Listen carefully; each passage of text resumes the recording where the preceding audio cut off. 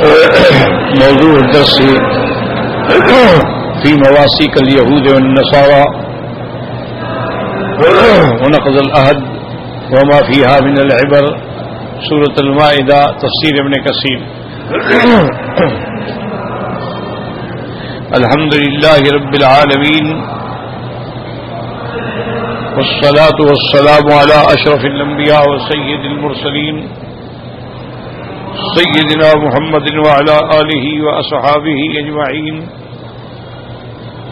اللهم صل على سيدنا محمد وعلى آل سيدنا محمد كما صليت على إبراهيم وعلى آل إبراهيم في العالمين إنك حميد مجيد. أعوذ بالله من الشيطان الرجيم. بسم الله الرحمن الرحيم.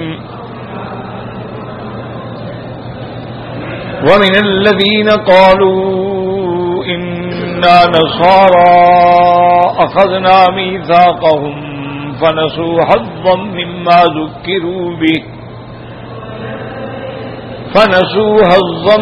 مما ذكروا به فأغرينا بينهم العداوة والبغضاء إلى يوم القيامة وسوف ينبئهم الله بما كانوا يصنعون. قال المؤلف والمفسر رحمه الله تعالى: أدام النفع بعلومه وعلومكم في الدارين آمين، إلى أن قال: ففي التوراة البشارة بإسماعيل عليه السلام، وإن الله يقيم من صلبه 12 عظيما، وهم هؤلاء الخلفاء 12 المذكورون في حديث ابن مسعود وجابر بن سمرة رضوان الله عليهم، وبعض الجهلة ممن أسلم من اليهود إذا اقترن بهم بعض الشيعة يوهمونهم إنهم الأئمة 12، فيتشيع كثير منهم جهلا وسفها لقلة علمهم، وعلم من لقنهم ذلك بالسنن الثابتة عن النبي صلى الله عليه وسلم. اب مفسر رحمۃ اللہ علیہ اس آیت کی تفسیر میں ارشاد فرما رہے ہیں کہ اللہ نے فرمایا کہ ہم نے ان پر 12 نقیب مقرر فرمائے. ان کو آپ نقیب بھی کہہ سکتے ہیں، عرفاء بھی کہہ سکتے ہیں، ذمہ داران بھی کہہ سکتے ہیں. اور اسی طرح حدیث مبارک میں یہ بھی ثابت ہے کہ حضور صلی اللہ علیہ وسلم نے مدینہ منورہ والوں سے جب بیعت لی تو ان پر بھی آپ نے 12 آدمی مقرر فرمائے. 3 جو تھے وہ قبیلہ اوس سے تھے اور 9 جو تھے وہ قبیلہ بنو خزرج سے تھے. اور اسی طرح ایک حدیث مبارک میں بھی آتا ہے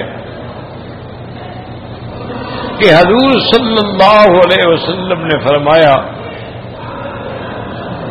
کہ لا يزال امر الناس ماضيا ما وليهم 12 رجلا.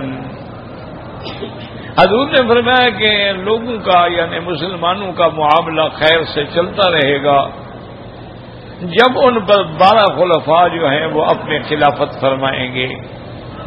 اور ساتھ یہ بھی فرمایا کہ وہ 12 کے 12 خلفاء جو ہیں قریش میں سے، کلہم من قریش. اسی طرح مسلم شریف میں بھی یہ حدیث موجود ہے. تو اس حدیث مبارک میں ایک بہت بڑی خوشخبری ہے کہ بھی 12 خلیفے ہوں گے، قریش سے ہوں گے، اور وہ جب اللہ ان کو نظام اور خلافت کا موقع عطا فرمائیں گے تو وہ حق کو قائم کریں گے، عدل و انصاف کریں گے اور پوری امت مسلمہ کے لیے باعث رحمت ہوں گے. اب یہ ضروری نہیں ہے کہ وہ 12 خلیفے جو ہیں ایک دوسرے کے پیچھے آئیں، بلکہ ان کے درمیان میں وقفہ بھی ہو سکتا ہے. جیسے کہ خلفاء اربع کا وجود ہے، یعنی 4 خلفاء جو ہیں خلفاء الراشدین، سیدنا ابو بکر، سیدنا عمر، سیدنا عثمان، سیدنا علی، ان میں کوئی شک ہی نہیں. اور اسی طرح سے یاد رکھیں کہ ان کے بعد تابعین کے دور میں عمر بن عبد العزیز بھی آئے، گزرے ہیں، وہ بھی خلیفہ حق تھے اور خلیفہ عدل تھے. اسی طرح بعد جو ہے وہ بنو عباس سے بھی گزرے ہیں. اور حضور صلی اللہ علیہ وسلم نے جس مہدی کے بارے میں ذکر فرمایا ہے وہ بھی گویا کہ انہی 12 خلفاء میں سے 12 خلفاء میں سے. اور حضور نے بڑی تفصیل سے بتا دیا کہ اس کا نام جو ہے میرے نام پہ ہوگا اور اس کے والد کا نام جو ہے میرے والد کے نام پہ ہوگا، یعنی وہ بھی محمد ابن عبداللہ ہوں گے. اور اسی طرح ایک حدیث مبارک میں آیا ہے کہ وہ سرزمین مکہ میں مسجد الحرام میں حجر اسود اور رکن یمانی کے درمیان میں کھڑے ہو کے اپنی اعلان فرمائیں گے. اور بعض روایات میں یہ بھی آتا ہے کہ جب ان کا اعلان ہوگا تو ایک آواز آئے گی لوگوں کو کہ ھذا خلیفۃ اللہ المہدی، یہ وہ اللہ کا خلیفہ ہے مہدی جس کے بارے میں حضور نے پیشین گوئی فرمائی تھی. تو اب سب لوگ ٹوٹ پڑیں گے، آپ کی بیعت کریں گے اور اس کے بعد پھر آپ نظام عدل چلائیں گے، کفار سے مقابلہ کریں گے، اللہ ان کو فتوحات عطا فرمائیں گے. اور یہ دور چلتا چلتا چلتا پہنچے گا کہ اس وقت آپ دمشق میں ہوں گے اور دمشق کی ایک مسجد مبارک میں آپ نماز کے لیے تیار ہو رہے ہوں گے. اذان ہو چکی ہوگی اور تکبیر بھی ہو چکی ہوگی. تو مہدی جو ہیں وہ مصلی پہ آنے والے ہوں گے. اسی اثنا میں حضرت عیسیٰ علیہ السلام اتریں گے. اور حضور صلی اللہ علیہ وسلم نے محبوب دو عالم نے فرمایا کہ وہ ایسے اتریں گے کہ 2 فرشتوں کے کندھوں پہ انہوں نے ہاتھ رکھے ہوں گے. ینزل عیسیٰ ابن مریم علی منارت شرقیہ بیضاء دمشق، دمشق کے اندر مینار شرقی پہ وہ اتریں گے. اور حضور نے فرمایا گویا میں دیکھ رہا ہوں کہ ان کے بالوں سے پانی ٹپک رہا ہوگا، قطرے ٹپک رہے ہوں گے. معلوم ہوگا کہ ابھی ابھی وہ جنت سے غسل فرما کے تشریف لا رہے ہیں. اور جب مہدی کی نظر ان پہ پڑے گی تو مہدی ہٹ جائیں گے کہ بھئی اب تو اللہ کے پیغمبر ہیں، رسول ہیں، کلمت اللہ ہیں، روح اللہ ہیں. حضرت عیسیٰ کی بہت بڑی عظمت ہے، بہت بڑی شان ہے. اللہ نے قرآن میں جہاں ان کو عبداللہ فرمایا ہے وہاں رسول اللہ بھی فرمایا ہے، کلمت اللہ بھی فرمایا ہے اور روح اللہ بھی فرمایا ہے. یہ کوئی معمولی القاب تو نہیں ہے. اسی لیے صحیح روایات میں یہ واقعہ موجود ہے کہ جب مشرکین مکہ نے مسلمانوں پر مظالم کی انتہا کر دی، ظلم ظلم ہر وقت ظلم، تشدد، مارنا، تو صحابہ نے حضور کے حکم کے مطابق ہجرت کی حبشے کی طرف. آپ نے فرمایا کہ تم وہاں چلے جاؤ حبشے میں، ان بھی ملکن، وہاں جو بادشاہ ہے نا، یعدل بین الناس، لوگوں کے درمیان میں عدل کرتا، لا یظلم واحدا، کسی پہ ظلم نہیں کرتا. تو یہ صحابہ کی جماعت تقریباً 70 سے 80 افراد کی تعداد میں حبشہ کی طرف ہجرت کی. اور ان میں حضرت عثمان بھی تھے رضی اللہ عنہ. حضرت عثمان رضی اللہ تعالی عنہ نے اپنی بیوی رقیہ جو ہیں یہ بنت محمد مصطفیٰ صلی اللہ علیہ وسلم، حضور کی بیٹی ہیں. حضور کی 4 بیٹیاں ہیں، یاد رکھ لو. بی بی زینب ہے، بی بی رقیہ ہیں، ام کلثوم ہیں اور فاطمہ الزہرا رضوان اللہ علیہم اجمعین. یہ تو شیعہ ہے نا جن کا بغض ہے اور عناد ہے کہ حضور کی بیٹیوں کا بھی انکار کر دیا ہے. صرف سیدہ فاطمہ الزہرا کو مانتے ہیں اور بیٹیوں کو نہیں مانتے. کیوں؟ اگر مانے تو پھر حضرت عثمان کو داماد ماننا پڑے گا نا. اس لیے انہوں نے بیٹیوں کا انکار کر دیا. ورنہ حضور صلی اللہ علیہ وسلم کی 2 بیٹیاں جو ہیں وہ حضرت عثمان کی بیوی ہیں. حضرت عثمان کو ذی النورین اسی لیے تو کہا گیا تھا کہ حضور کی نور چشم جو تھی ان کی بیوی بنی. لیکن یہ بہرحال نہیں مانتے. ان کا تو خیر مذہب تو ہے نہیں نا. یہ شیعہ کو مذہب نہیں، یاد رکھو. یہ ایک اجمی سازش ہے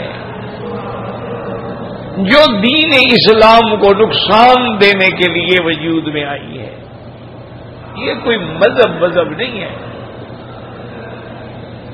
یہ تو اسلام کا جب غلبہ ہو گیا نا جی، تو اب یہودی سمجھ گئے کہ ہم مقابلہ نہیں کر سکتے. اسلام پوری دنیا میں پھیل گیا. مشارق الارض و مغاربہا پر اسلام کا پرچم لے رہا، تو ہم اب ان کا مقابلہ نہیں کر سکتے. اب ایک حل ہے کہ ہم مسلمان بن کے ان کے اندر گھس جائیں اور اندر سازشیں کریں. اس لیے وہ مسلمان ہوئے، حالانکہ وہ مسلمان نہیں تھے، منافق تھے. یظہرون الایمان ویبطنون الکفر، ایمان ظاہر کرتے تھے لیکن اندر کفر چھپا ہوا تھا. انہوں نے پھر آہستہ آہستہ آہستہ اپنا رنگ جمایا اور پھر آہستہ مسلمانوں کے دلوں میں یہ بات ڈالی کہ بھائی حب اہل بیت جو ہے نا، اس کے بغیر تو ایمان ہی مکمل نہیں ہو سکتا. اہل بیت ہی تو ہیں جن کے لیے اللہ تبارک و تعالیٰ کے نبی نے بھی دعائیں مانگی ہیں اور جن کی شان میں قرآن میں آیتیں بھی اتری ہیں. تو ان کے بغیر کسی کا ایمان مکمل ہی نہیں ہو سکتا ہے. اور سب اہل بیت کے سردار جو ہیں وہ حضرت علی ہیں. حضرت علی لہذا سب سے افضل ہیں. پہلے سے یہ بات بٹھائی نا لوگوں کے دل میں کہ بھئی حضرت علی جو ہیں وہ ابن ابی طالب ہیں، حضور کے چاچا کے بیٹے ہیں. حضرت عثمان یا حضرت عمر یا حضرت ابو بکر حضور کے کوئی قریبی رشتہ دار تو نہیں ہیں. حضرت علی جو ہیں وہ تو آپ کے چاچا کے بیٹے ہیں، پھر بچپن سے حضور کے ساتھ ہیں، پھر حضور نے ان کی تربیت فرمائی ہے. اور حضرت علی رضی اللہ تعالی عنہ کو حضور نے فرمایا کہ اس کو اللہ پاک نے فیصلے کرنے کی طاقت دی ہے. حضور نے دعا فرمائی.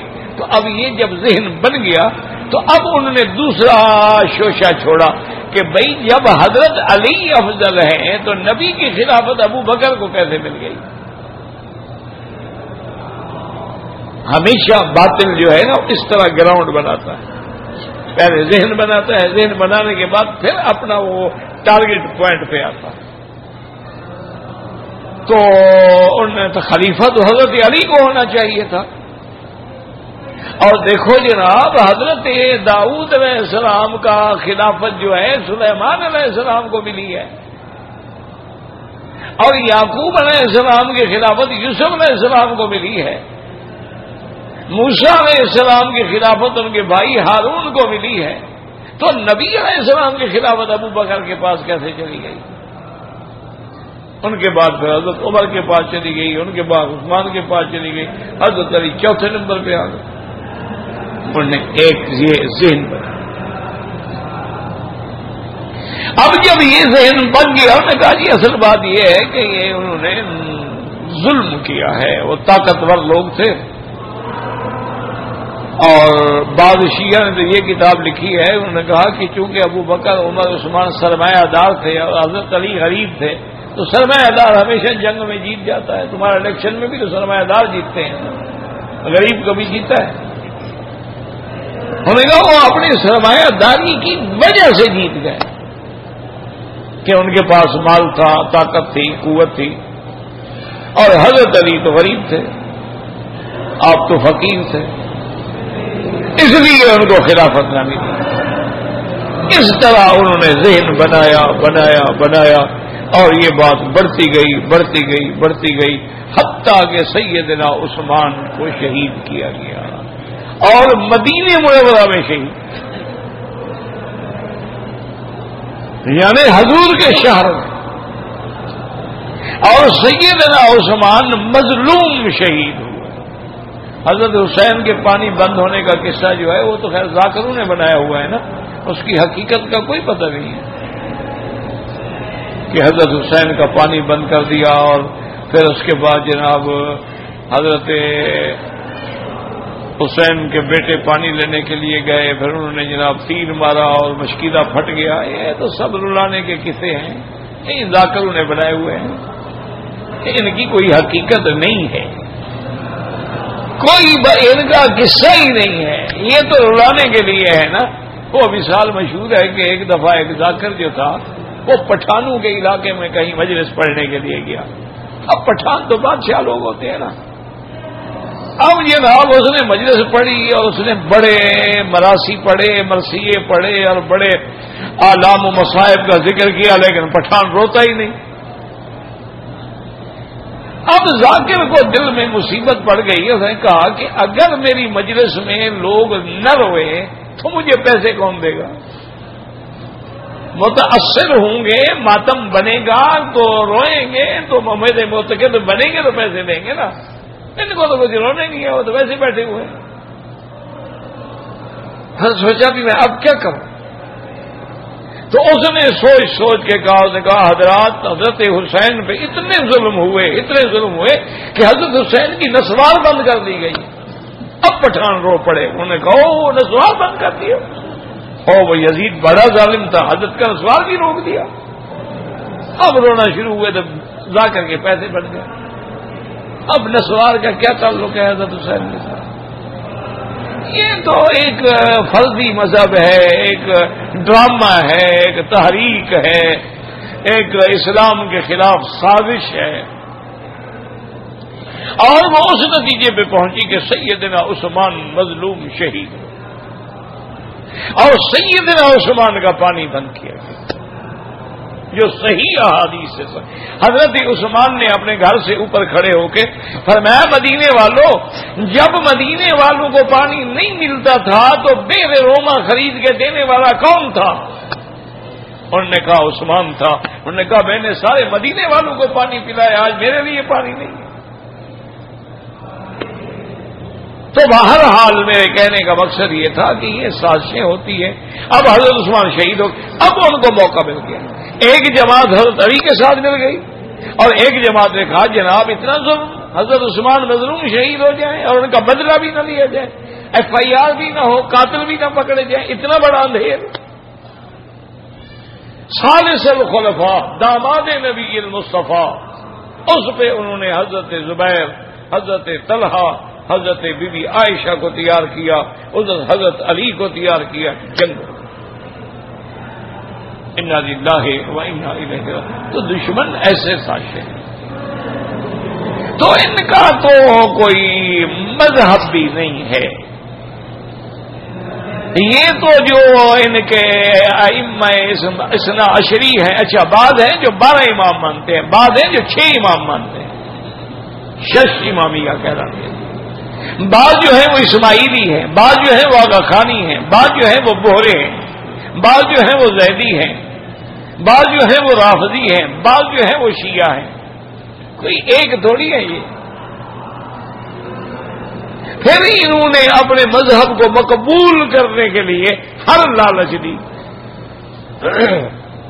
کہ بھائی متع حلال ہے، اب اس سے بڑا کوئی آسانی ہو گئی، جاؤ عورت کے ساتھ بات کرو، متع کر لو، بس 1 گھنٹے کے لیے، 1 رات کے لیے، 1 مہینے کے لیے، 1 ہفتے کے لیے، پیسے طے کرو، نہ گواہوں کی ضرورت ہے، نہ خطبے کی، نہ نکاح کی، نہ کسی چیز کی، اور اس نے قبول کیا، آپ نے پیسے دے دیے، حلال ہو گئی، متع ہو گیا۔ تو اس میں نوجوانوں کو تو رغبت ہوتی ہے نا کہ یار ہمیں گناہ بھی نہ ہو، متع کر دیں گے بس۔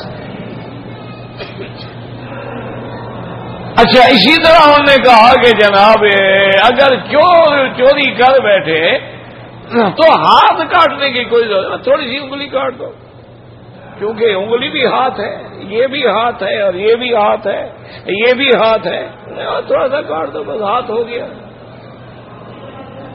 اب چوروں کو رغبت ہو گئی، چوری بھی کرو، اگر پکڑے بھی گئے کبھی تو انگلی کٹے گی، انگلی کٹنے سے کیا فرق پڑتا ہے۔ اسی طرح انہوں نے کہا کہ یہ جو 4 بیویاں رکھنے کی اسلام نے اجازت دیا، نے کہا یہ سنیوں کو مسئلہ ہی سمجھ نہیں آیا ہے، یہ قید احتراضی نہیں ہے، یہ اتفاقی ہے، یعنی جتنا چاہو بیویاں رکھو، چاہو تو 4 رکھ لو۔ بعد نے کہا کہ نہیں جناب 9 رکھو، مثنا و ثلاثہ، 2 اور 3 5 ورباع 4 9۔ یہ اس لیے میں نے آپ سے کہا کہ یہ مذہب نہیں ہے، یہ ڈرامہ ہے، یہ ایک تحریک ہے، ایک سازش ہے۔ اچھا پھر یہ کتنا بڑا مزہ ہے، اب آپ دیکھیں نا جی، ہمارا آدمی عمرے پہ آتا ہے، ہوٹل 2 میل بھی دور ہو بیچارہ نماز کے لیے آئے گا، ان کے تو مزے ہے نا، آنے کی ضرورت ہی نہیں، یہ رات کو عشاء کے بعد آئیں گے اور 3 نمازیں پڑھ کے گھر چلے جائیں۔ جب تم فجر کی نماز پڑھ رہے ہوگے تو یہ نکل رہے ہیں، جب فجر کی جماعت ختم ہوگی، اشراق ختم ہوگی، اب یہ آ رہے ہوں گے طواف کے لیے۔ کتنی رعایت ہو گئی ان کے نزدیک، ساری نمازیں جب چاہو جمع کر دو کھڑے کھڑے، نہ کوئی اذان ہے نہ کوئی اقامت ہے۔ مسجدوں میں جو انہوں نے بنائی ہوئی ہے نا اپنی مسجدیں، امام بارگاہ جو ہیں، اور وہاں مسجدیں بھی بنائی، ایمان سے کبھی آپ جا کے دیکھیں کتنے نمازی ہوتے ہیں نماز میں، وہ ایک دنیا کو دکھانے کے لیے کوئی اذان ہے، جماعت ہے، ہمارا امام ہے، کچھ بھی نہیں ہوتا۔ مسجد میں بھی الگ الگ کھڑے ہوں گے، 2 ادھر کھڑے ہوں گے 2 ادھر کھڑے ہوں گے۔ جماعت صحابہ کا انکار کیا، اللہ نے جماعت سے بھی محروم کر دیا۔ خلفائے ثلاثہ کا انکار کیا، اللہ نے قرآن سے بھی محروم کر دیا۔ سیدہ عائشہ کی عزت و عصمت کا انکار کیا، اللہ نے ان کے ہاں زنا کو بھی حلال کر دیا۔ متع کیا ہے؟ زنا ہے، اور کیا ہوتا ہے؟ جب قرآن نے پابندی لگا دی ہے کہ 2 چیزیں ہیں، الا علی ازواجہم او ما ملکت ایمانہم، یا تمہاری بیوی تم پہ حلال ہے، یا تمہیں جو کنیز لونڈی ملے گی جہاد کے بعد، یہ لونڈی نہیں کہ 2000 تنخواہ پہ رکھ لو، یا کہیں غریب آدمی سے جا کے 2 لاکھ روپے لے کے اس کی لڑکی خرید لو، لونڈی ہوگی، یہ لونڈی نہیں ہوتی، لونڈی وہ ہوتی ہے جہاد کرو، اگر مر گئے تو شہید ہو جاؤ گے، بچ گئے تو غازی ہوگے، اور مال جو ہے وہ مال غنیمت ہوگا، اور ان کی لڑکیاں جو ہے وہ آگے بانیاں بنیں گی، اور انہی مجاہدوں کو ملیں گی جو جان دینے کے لیے گئے تھے، تمہیں نہیں ملیں گی جو حلوہ کھانے والے ہیں۔ تم نے تو ایک دن بھی خون نہیں دیا ہے تو تمہیں کیسے بانیوں کا شوق ہو گیا؟ اس لیے قرآن نے فَمَنِ ابْتَغَىٰ وَرَاءَ ذَٰلِكَ فَأُولَٰئِكَ هُمُ الْعَادُونَ۔ اللہ نے فرمایا ان 2 چیزوں کے علاوہ کوئی تیسرا راستہ ڈھونڈے تو وہ ظالم ہے، وہ متع کرے تو ظالم ہے، وہ اگر 4 سے زیادہ شادی کرے تو ظالم ہے، کیونکہ صرف یہ 2 چیزیں ہیں جو حلال ہیں، اس کے علاوہ تیسری کوئی قسم ہی نہیں حلال ہونے۔ تو اس لیے ہمیشہ یاد رکھیں کہ ان کا جو 12 اماموں کا مسئلہ ہے وہ تو بالکل نہ ہونے کے برابر ہے نا، جس کی کوئی حقیقت ہی نہیں ہے۔ جیسے اب غلام احمد قادیانی بھی کہتا ہے میں مسیح ہوں، اور جس عیسیٰ علیہ السلام نے آنا تھا نا مسیح موعود ہے وہ تو میں ہوں، وہ کہتے ہیں اصل عیسیٰ علیہ السلام جو تھے وہ تو قتل ہو گئے، ان کی تو کشمیر میں قبر بھی ہے، عیسائیوں کو آج تک قبر نہیں ملی، قادیانی کو مل گئی۔ انا للہ و انا الیہ راجعون۔ تو بہرحال میرے کہنے کا مقصد یہ تھا کہ یہ جھوٹی باتیں مناتے ہیں۔ اسی ضمن میں جب صحابہ حبشہ پہنچے، کیونکہ ظلم و تشدد کی انتہا، اور ایک بات ہمیشہ یاد رکھو کہ جب تم دین حق پہ رہو گے، اللہ کی توحید کے علمبردار بنو گے، حضور کی سنت کے تابع دار بنو گے، تو پھر مار کھانی پڑے گی۔ اگر مار سے بچ جاؤ تو خوش قسمتی ہے، ورنہ مار کھانی. لیکن حق کی فتح ہوتی ہے. ظالم کتنا زور والا ہو مٹ جاتا ہے. اب جب صحابہ حبشہ چلے گئے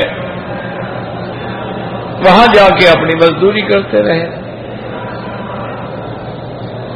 کفار قریش نے مشورہ کیا کہ بھائی یہ دیکھو ہم نے یہاں سے تو ان کو تنگ کر کے نکال دیا، اب اگر وہ حبشہ میں ٹک گئے تو ان کو تو ایک ٹھکانہ مل جائے گا.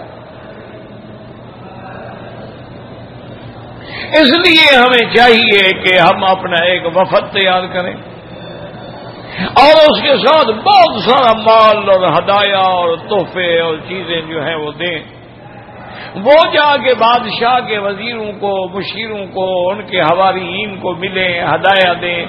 بادشاہ سے ملاقات ہو تو بادشاہ کو کہا جائے کہ حضرت یہ تو بھگوڑے ہیں، ہمارے ملک کے بھاگ کے ادھر آئے ہوئے ہیں، فسادی لوگ ہیں، اگر آپ کے ملک میں رہے تو فساد کریں گے، ان کو ہمارے حوالے کیا جائے. بہرحال وہ وفد پہنچا. نجاشی بادشاہ تھا، اس کا نام اسامہ تھا. نجاشی لقب ہے، یاد رکھیں. جو حبشہ کا بادشاہ بنے گا نجاشی کہلائے گا، جو مصر کا بادشاہ بنا فرعون کہلایا، جو فارس کا بادشاہ بنا کسرا کہلایا، جو روم کا بادشاہ بنا ہرقل کہلایا. تو یہ نجاشی لقب ہے، نام اس کا اسامہ تھا، عیسائی مذہب تھا. اس کو جا کے انہوں نے ہدایا پیش کیے، تحفے پیش کیے، درخواست پیش کی. لیکن بادشاہ نے فرمایا کہ بھائی میں یک طرفہ فیصلہ نہیں کر سکتا.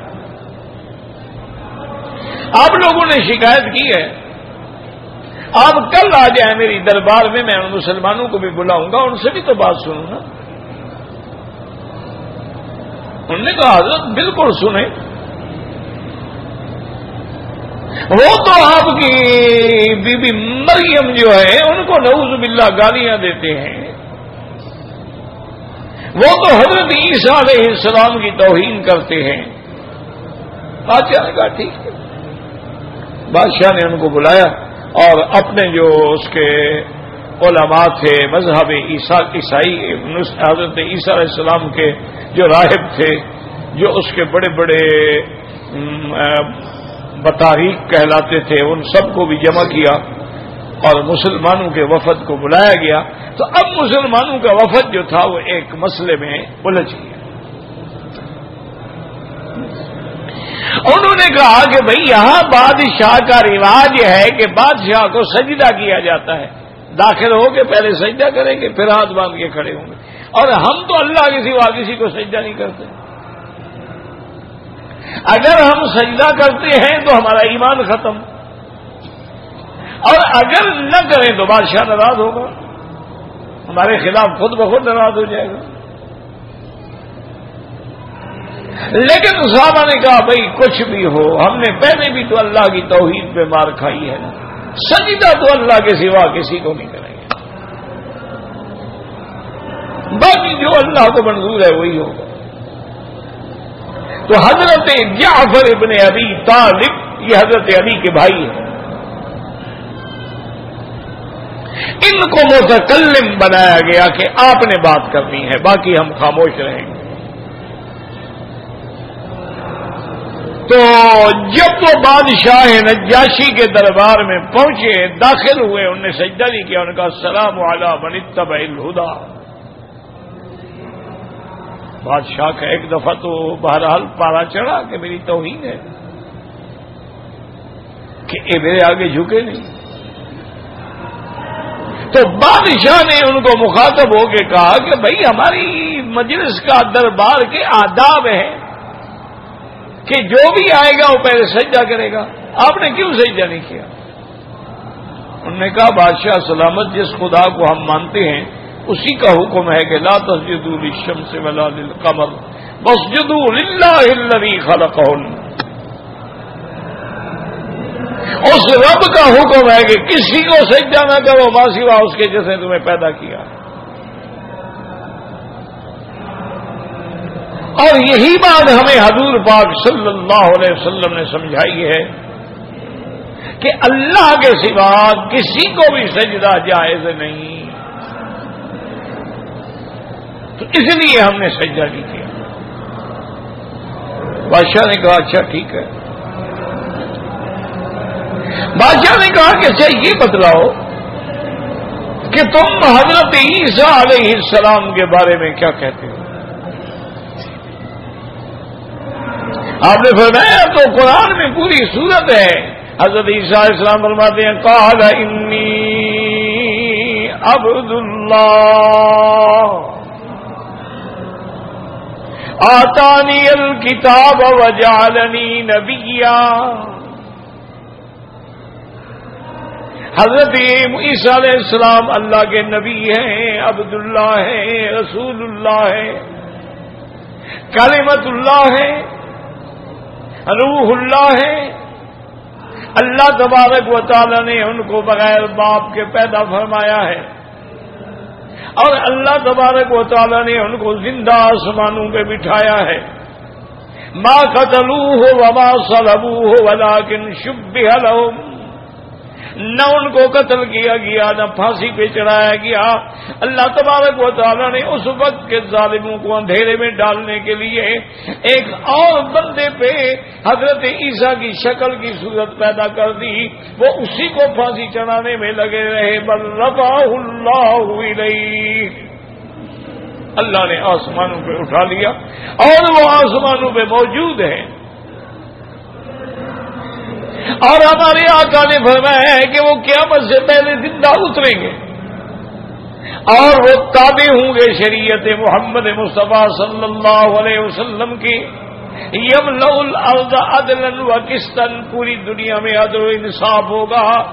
اور اس کے بعد وہ انہ یقتل الدجال، وہ دجال کو بھی قتل کریں گے۔ ویکسر الصلیب، صلیب کی قوت کو بھی مٹا ڈالیں گے۔ ویضع الجزیۃ، جزیہ بھی ختم کر دیں گے۔ اور اس کے بعد پھر آتا ہے کہ انہ یتزوج، وہ شادی بھی فرمائیں گے۔ ثم یموت ویدفن فی روضۃ النبی المصطفیٰ صلی اللہ علیہ وسلم، پھر جب ان پہ موت آئے گی تو وہ حضور کے روضے کے اندر دفن ہوں گے۔ بادشاہ نے پوچھا اچھا بی بی مریم کے بارے میں کیا کہتے ہیں؟ آپ نے فرمایا ومریم ابنت عمران التی احسنت فرجها فنفخنا فیہ من روحنا وصدقت بکلمات ربها وکتبہ وَكَانَتْ مِنَ الْقَانِتِينَ۔ انہوں نے فرمایا اللہ کے قرآن میں تو بی بی مریم کے نام پہ پوری سورت ہے۔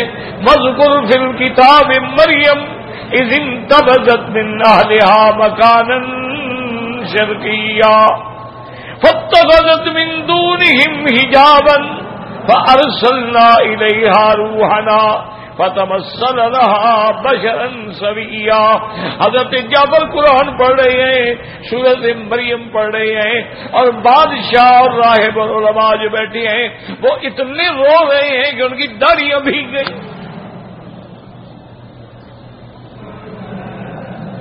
جب حضرت نے بات ختم کی تو بادشاہ حبشہ نے کہا اللہ کی قسم ہے جو آپ کے نبی نے بتلایا ہے وہی حق ہے، وہی سچ ہے، جاؤ میرے ملک میں رہو، آپ کو کوئی ہاتھ نہیں لگا سکتا ہے۔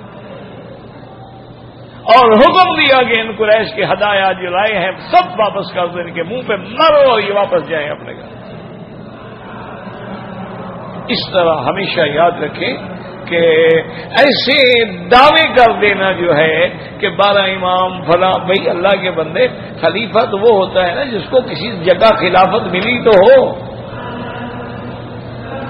تم اپنے 12 اماموں کی خلافت کسی جگہ ثابت تو کرو کہ کہاں کہاں وہ امام رہے۔ جو سب سے بڑا امام ہے وہ کہتے ہو غائب ہے، غار میں چھپا ہوا۔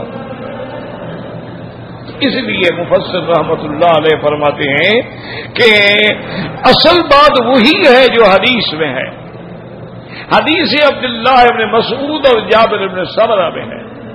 البتہ بعض الجہلتیں، بعض جاہل لوگ جو یہودیوں میں مسلمان ہوئے اور بظاہر مسلمان ہوئے اور پھر ایک طرح بھی ہم بعض شیعہ پھر شیعہ سے ملے، انہوں نے گمان پیدا کر دیا کہ یہ ہمارے 12 امام ہیں، اور بہت سارے لوگ جو ہیں وہ جہالت اور بے وقوفی کی بنا پہ اور قلت علم کی بنا پہ اور جن لوگوں نے ان کو جھوٹ سکھایا تھا اس کی وجہ سے وہ بھی اس بات کو ماننے لگے، ورنہ ان کی بات کی نہ کوئی حقیقت ہے، نہ ان کے پاس کوئی دلیل ہے، نہ کوئی سند ہے۔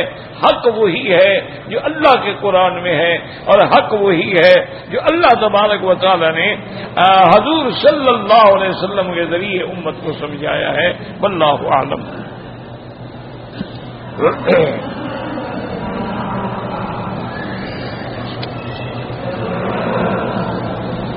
کہتے ہیں جی کہ حضرت علی کعبہ میں پیدا ہوئے ہیں۔ میرا بھائی بعض روایات میں آتا ہے کہ حضرت علی کے بارے میں بھی اور بھی 2-3 صحابہ ہیں جن کے بارے میں آتا ہے، لیکن وہ کوئی ایسی روایت نہیں ہے جس پر اعتماد کیا جا سکے۔ اصل بات جو ہے جو سمجھ آتی ہے وہ یہ ہے، اب دیکھو نا مثلا ایک آدمی مکے میں رہتا ہے تو اس کو کہتے مکی بھی کہہ دیتے، اگر حرم میں پڑھاتا ہے اس کو مدرس حرم بھی کہہ دیتے ہیں، مدرس مسجد الحرام بھی کہہ دیتے ہیں، مدرس خانہ کعبہ بھی کہہ دیتے ہیں، حالانکہ بات تو ایک ہی ہے۔ تو اس لیے بعض علماء محققین یہ کہتے ہیں کہ کعبے سے مراد ہے حرم، کعبے سے مراد یہ کعبہ نہیں، جیسے کہ قرآن میں ہے کہ حدیم بالغ الکعبہ، کہ جب تم حج میں آؤ تو وہ حج کی بکری جو ہے وہ کعبے میں ذبح کرو۔ تم کعبے میں تو نہیں کرتے ہو، تم تو مینا میں کرتے ہو۔ تو سارے مکے کو بھی مسجد الحرام بھی کہا گیا ہے، اور سارے حرم پر کعبے کا اطلاق بھی ہوا ہے، کہ جیسے ہم لوگ باہر کے ملکوں میں رہتے ہیں تو اب عین کعبہ نہیں، ہم جہت کی طرف نماز پڑھتے ہیں نا، کوئی مغرب کی طرف پڑھ رہا ہے، کوئی مشرق کی طرف پڑھ رہا ہے، کچھ، کیونکہ سارا حرم جو ہے وہ کعبہ ہے۔ اب حضرت علی کا گھر چونکہ حرم میں تھا تو اس لیے کسی نے لکھ دیا کعبے میں پیدا ہوئے، تو اس کو لے کے انہوں نے جناب اپنی دلیلیں بنا لی کہ مولود خانہ کعبہ اور مولود خانہ کعبہ اور مولود خانہ کعبہ۔ تو یہ بعض باتیں ہیں، اس کی کوئی حقیقت نہیں۔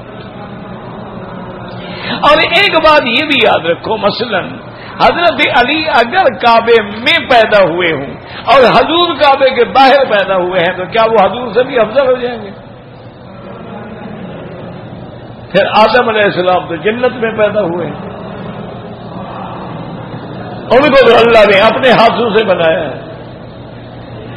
تو یہ محض میں نے عرض کیا تھا نا، جھوٹے لوگ پھر ادھر ادھر سے کوئی لفظ ادھر سے لیا، کوئی لفظ ادھر سے لیا، بھانمتی کا کنبا جوڑا، تو اس کے بعد انہوں نے اپنی ایک بات بنا لی، اس میں حقیقت کوئی نہیں ہے۔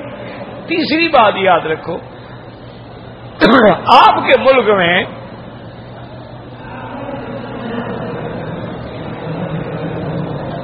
جب عورت کی ولادت کا وقت قریب آتا ہے آپ اس کو ہسپتال داخل کرتے ہیں، مسجد بھجوا دیتے ہیں کہ وہاں جا کے بچہ جنو، تاکہ تمہارا گندا خون مسجد میں گرے۔ تمہیں اتنی عقل ہے، حضرت علی کی والدہ کو اتنی عقل بھی نہیں تھی، تو خدا کا خوف کر کیا کہہ رہے ہیں؟ پتا ہے کہ حضرت علی کی والدہ کون تھی؟ فاطمہ بنت اسد۔ یہ وہ خوش نصیب بیوی ہے کہ جس کو حضور نے موت کے وقت کفن کے لیے اپنا کرتا دیا ہے کہ پہلے میرا قمیض پہنا ہو پھر کفن پہنا، اور یہ وہ بیوی ہے کہ دنیا میں ساری تاریخ کنگھال ڈالو، صرف 2 قبریں ایسی ملتی ہیں جس میں حضور خود لیتے ہیں، ایک بی بی خدیجہ کی قبر میں، ایک بی بی فاطمہ بنت اسد کی قبر۔ بی بی خدیجہ جب فوت ہوئی ہیں حضور نے قبر بنوائی، پھر خود قبر میں جا کے لیٹ گئے۔ جس قبر میں نبی لیٹا ہو پھر وہاں کوئی عذاب آئے گا؟ اس کے برکات و ثمرات کا کیا عالم ہوگا جس مٹی کو حضور کا بدن لگا ہو، سرکار دو جہاں کے ہاتھ لگے ہوں، سرکار دو جہاں کے کپڑے میں اس کو کفن دیا گیا ہو، اور حضور نے فرمایا کہ یہ بی بی جو ہے میری ماں تو بچپن میں فوت ہو گئی، اس نے مجھے اپنی ماں سے بھی زیادہ پیار دیا ہے۔ یہ وہ بی بی فاطمہ بنت اسد ہے، تو ان کا جب بچہ پیدا ہونے والا تھا تو کعبے میں آ گئی۔ عورت جب پیدا ہوگی خون نکلے گا نہیں نکلے گا، وہ پاک ہوتا ہے پلید ہوتا ہے۔ کیا مذہب ہے، کیا باتیں کرتے، اسی طرح مذہب ثابت ہوتے ہیں۔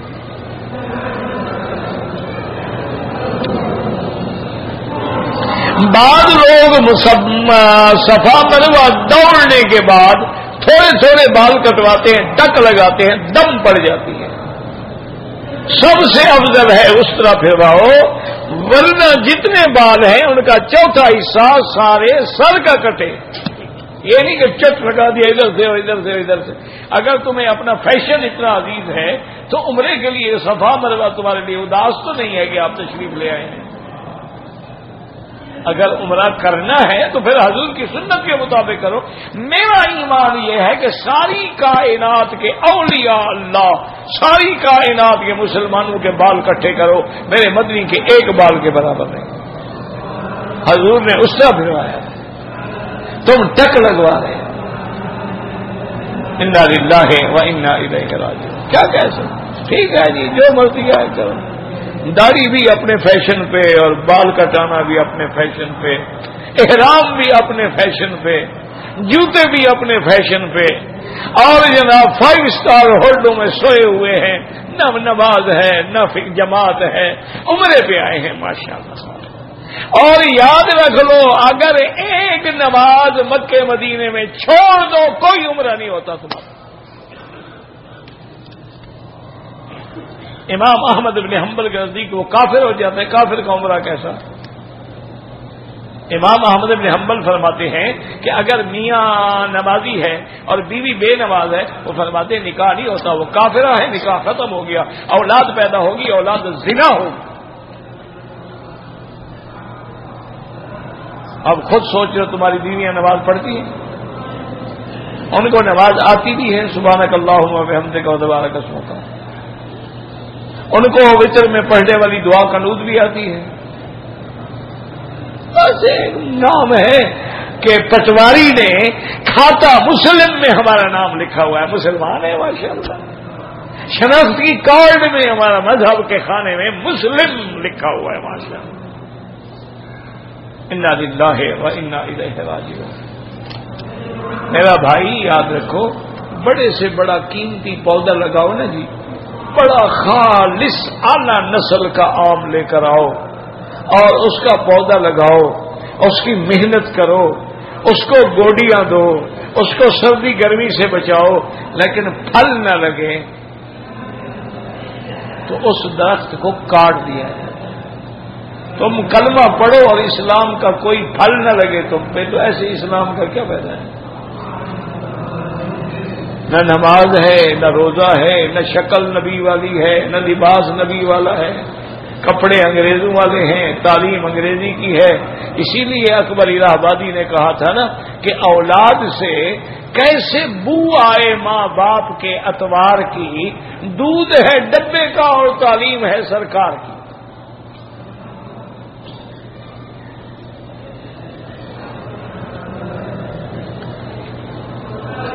چھوٹے بھائی اور بہن کے لیے رشتہ، میرا بھائی جو لڑکا ہے یا لڑکی جن کے رشتے نہیں ہوتے ان کے لیے مجرب عمل ہے کہ سورۃ الرحمن روز 3 دفعہ پڑھ کے دعا مانگے، انشاءاللہ 11 دن نہیں گزریں گے رشتے ہو جائیں۔ سورۃ الرحمن لڑکی بھی پڑھے، وہ لڑکا بھی پڑھے، ماں باپ بھی پڑھے۔ اگر لڑکی کو قرآن ہی نہ آتا ہو تو پھر ماں باپ پڑھ لیں، ماں باپ بھی فارغ ہوں تو پھر کسی اور سے پڑھائیں۔ ہاں آج کل تو یہی حال ہے نا جی ماشاءاللہ، انگریزی میں انہوں نے PhD کیا ہوتا ہے، الحمدللہ سیدھی نہیں پڑھ سکتے۔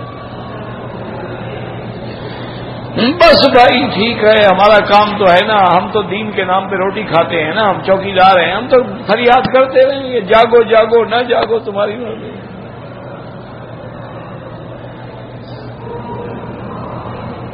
حاجی سعید کا بیٹا مظہر سعید کراچی میں فوت ہو گئے، اللہ مغفرت فرمائے، اللہ درجات بلند فرمائے، اللہ ان کے والدین کو صبر جمیل عطا فرمائے۔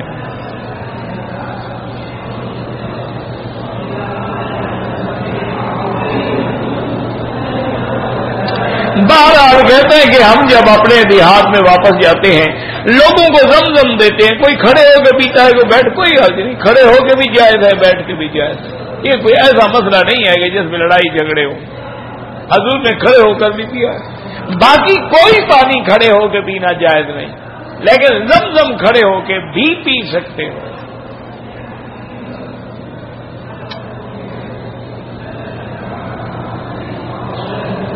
کہتا ہے جی کہ میرا اور میری بیوی کا جھگڑا ہوا ہے، اس نے کورٹ سے جا کے طلاق لے لی ہے۔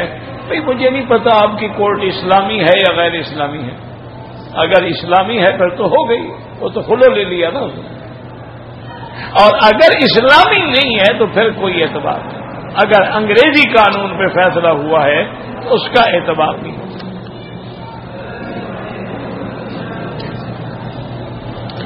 ایسی ایک بات میری یاد رکھو کہ جب عورت تمہاری ضد میں یا دشمنی میں یا نفرت میں اتنا پہنچی کہ وہ کورٹ میں بھی چلی گئی تو اب تم طلاق نہیں دو گے، چلو تمہارا نکاح ہے، وہ تو کسی اور سے شادی کر لے گی، تو تم بھی تو گناہ بھگتتے رہو گے نا قیامت تک۔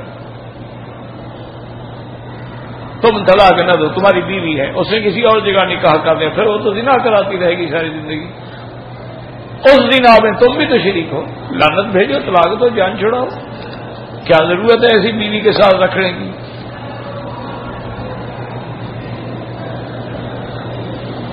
دیکھو نا جی، جو بیوی گھر کی چار دیواری سے نکل گئی اور کورٹ پہنچ گئی، اب اس کو پھر گھر میں لاؤ گے؟ بالکل جناب، مانگے نہ مانگے طلاق لکھ کے بھیج دو کہ ٹھیک ہے آپ نے جو کچھ کیا، میں اپنے اللہ کے ڈر سے تمہیں طلاق دے رہا ہوں تاکہ میں تمہارے گناہ میں شریک نہ ہوں۔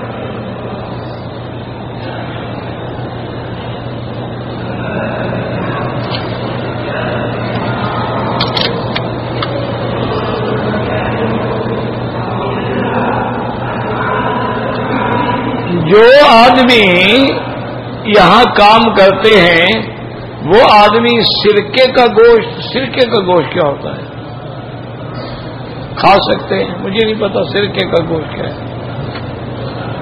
اصل ہوگا دم کا گوشت، غریب ہے تو کھا سکتا ہے، امیر ہے تو نہیں کھا سکتا۔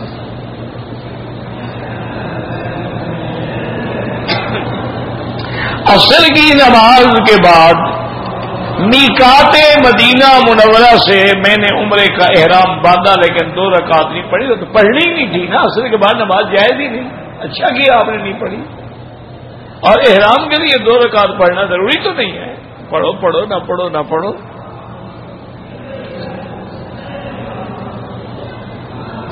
صفا مروہ کے اگر 7 کے بجائے میں نے 14 چکر لگائے تو 7 تمہیں سزا مل گئی اور 7 ادا ہو گئے انشاءاللہ۔ جہالت کی سزا ملنی تھی نا، تم نے پہلے مسئلہ کیوں نہیں پوچھا؟ سانپ کھانا حلال ہے حرام ہے؟ تمہیں کیوں شوق ہو گیا سانپ کھانے کا؟ ایسے کھاتے ہیں یہ چینی لوگ جو ہے نا، یہ میں ایک دفعہ ہانگ کانگ میں گیا تھا تو ہوٹلوں پہ لٹکے ہوئے تھے سانپ، میں نے کہا یہ کیا ہے بھائی؟ انہوں نے کہا جناب یہ تو اس کی سب سے بڑی قیمتی ڈش ہے، اور ایک خاص سانپ ہوتا ہے کوئی، وہ جب ان کے دکان پہ ہاتھ آ جائے تو لائنیں لگی ہوئی ہوتی ہیں اس کا سوپ پینے کے لیے، تو بہرحال حرام۔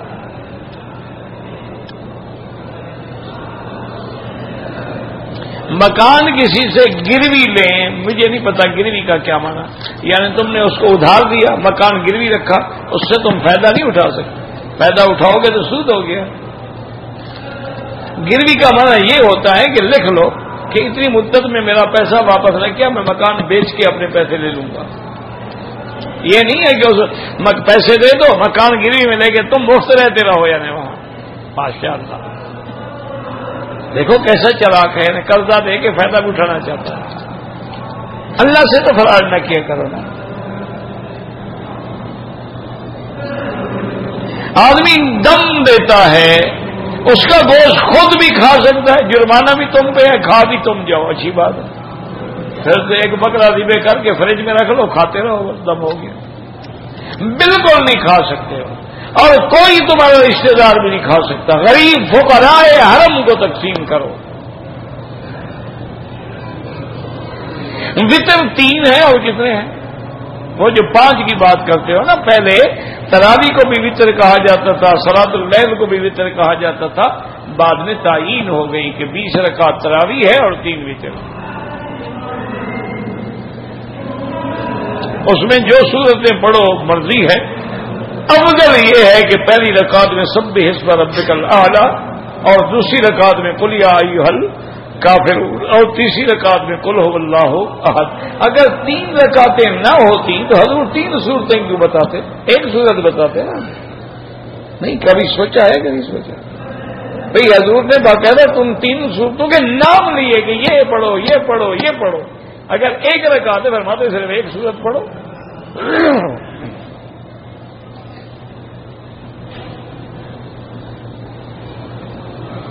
ہم عمرہ کر چکے ہیں مکے سے آئے جا پر اپنے ملک سے, پھر مدینہ منورہ سے بھی کر لیا ہے. اگر ہم جانا ہے مسجد عائشہ سے عمرہ کریں, جائز ہے, نفلی عبادت ہے, نہ کرو تمہاری مرضی. افضل یہ ہے کہ طواف زیادہ کرو.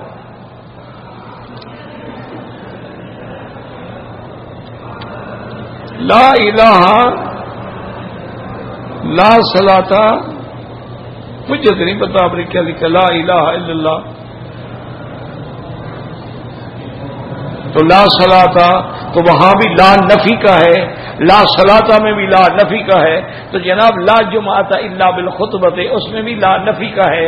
لا صلاۃ للجار المسجد الا فی المسجد, وہاں بھی لا نفی کا ہے. سارے پڑھا کرو نا, صرف ایک لام کو پکڑ کر تم بیٹھ جاؤ.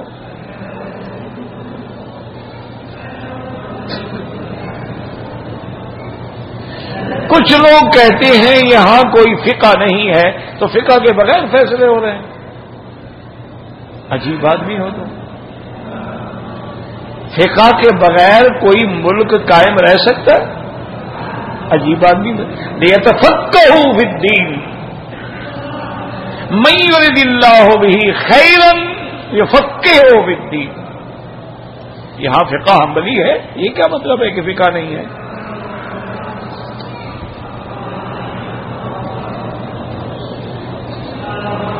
وہی ہے, دوبارہ عمرہ کرنا چاہو نفلی عبادت ہے, نہ کرو تمہاری مرضی ہے. لیکن مکے میں رہتے ہوئے افضل یہ ہے کہ جتنا ٹائم عمرے پہ لگاؤ طواف میں لگاؤ.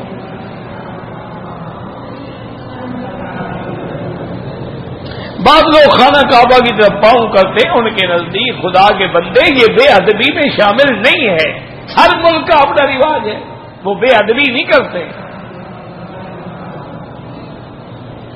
بلکہ عجیب بات ہے, وہ کہتے ہیں کہ تم بے ادبی کرتے ہو.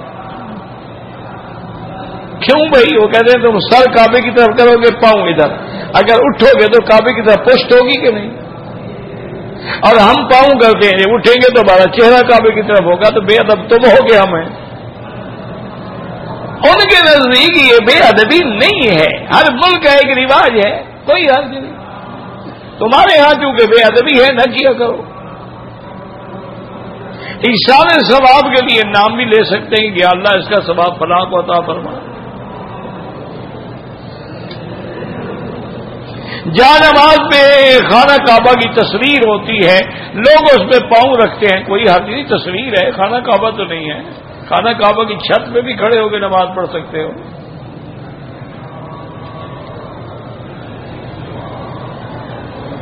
ایک قرآن پاک پڑھیں تو انشاءاللہ 1,00,000 کا ثواب ہوگا. حدیث میں نماز کا ذکر ہے, باقی تمام عبادات اس پہ قیاس کی جاتی ہیں.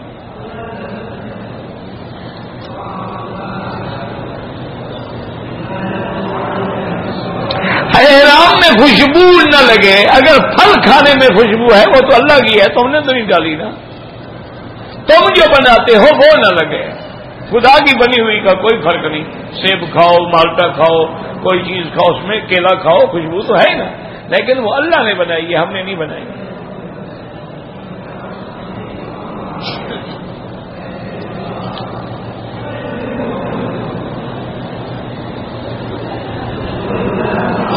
ایک آدمی کی سالانہ زکات ہے 25,000، وہ چاہتا ہے کہ میں 4 سال زکات نہ دوں، آخر میں 1 لاکھ کٹھا دے دوں، مر جاؤ پھر کون دے گا تیری زکات؟ یہ جناب ادھارے نہ کریں اللہ کے ساتھ، فوراً ادا کریں۔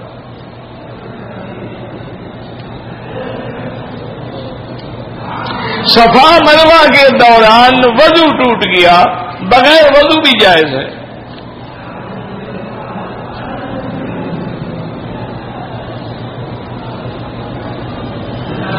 میں نے زرعی زمین ٹھیکے پہ دی ہے، سالانہ معاوضہ میں وصول کرتا ہوں، ٹھیکیدار جو ہے وہ کاشت کرتا ہے۔ بہرحال یہ ہے کہ جس کے بعد زمین ہوگی اور فصل آئے گا وہ ادا کرے گا۔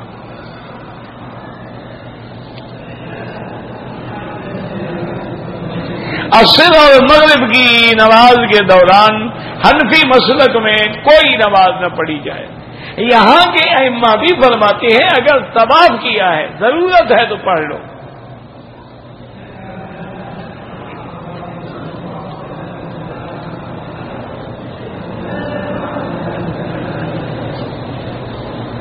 اگر آپ کی والدہ بیمار تھی واقعی، اس لیے انہوں نے مدینے سے احرام نہیں باندھا تو انشاءاللہ دفنی پڑے گی، اگر صرف بہانہ شہانہ تھا پھر دم پڑے گی۔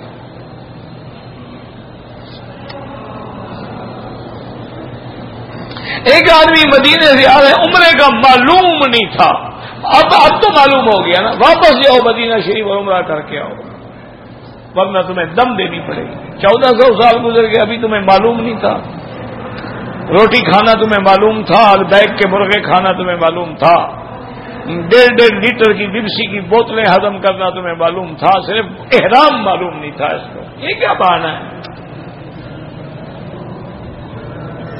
محمد جواد نام رکھنا جائز ہے، بالکل جائز ہے۔ حضور سخی نہیں تھے، جواد بنا سخی۔ 14 شعبان کی رات میں علماء نے بڑے فضائل لکھے ہیں، بعض روایات میں بھی آتا ہے، دیلمی نے لکھا ہے اور سیوطی رحمت اللہ علیہ نے، لیکن صحیح حدیث کوئی نہیں ملتی۔ بہرحال کوشش کریں، ہم شعبان کا سارا مہینہ مبارک ہے، حضور سب سے زیادہ نفلی روزے شعبان میں رکھتے ہیں۔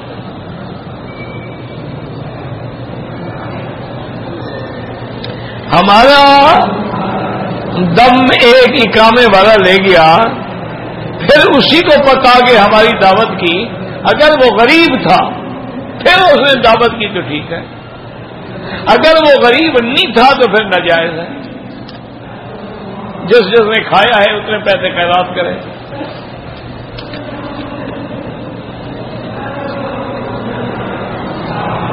اگر ایک آدمی مکے میں رہتا ہے، چھٹی پہ پاکستان گیا ہے، واپسی پہ احرام لازمی ہے، یہ کیا مانے؟ مکے میں رہنے والوں کے لیے دین ختم؟